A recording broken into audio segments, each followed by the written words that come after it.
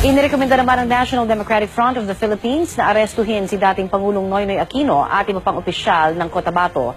Kasunod po ng madugong pagbuwag sa rally ng mga magsasaka sa Kidapawan noong nakaraang taon. Ang mainit na balita hatid ni Sandra Aguinaldo.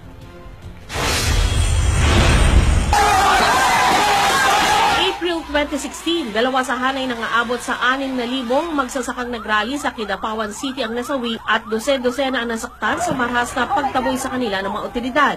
Isang taon makalipas ang madugong dispersal, pinapapanagot dito ng National Democratic Front of the Philippines si dating Pangulong Noynoy Aquino.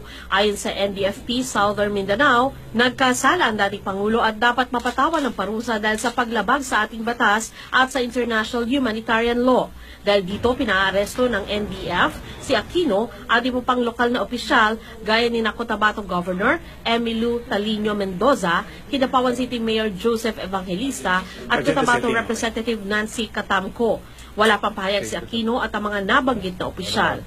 Ayon kay NDFP Peace Panel Senior Advisor Luis Alandoni, kailangan pag-usapang mabuti ang nilabas na arrest warrant ng NDF Southern Mindanao laban sa dating Pangulo dahil posibleng maging malaki ang political impact nito. Sa tingin ko, pag-uusapan pa yan siguro very carefully dahil baka politically masyadong malaki yung impact. Gayunman, dapat din daw bigyang pansin ang ginawang indictment sa dating Pangulo at sa iba pang may kinalaman sa Kidapawan Massacre dahil ito ang giit ng mga taong naapektuhan. Agree po kayo na kailangan siyang arestuhin ng...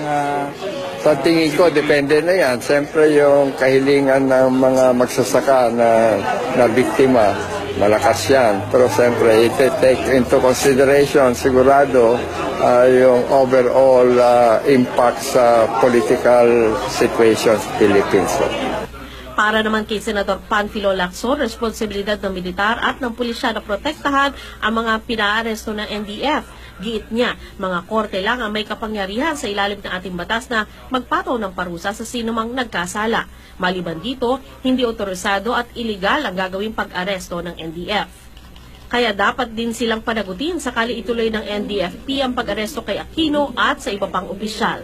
Tiniyak naman ni PNP spokesman Leonardo Carlos na bibigyan ng dagdag na seguridad ng pulisya si Aquino at iba pang opisyal ng Cotabato.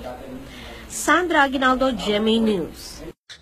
My God, I hate drugs.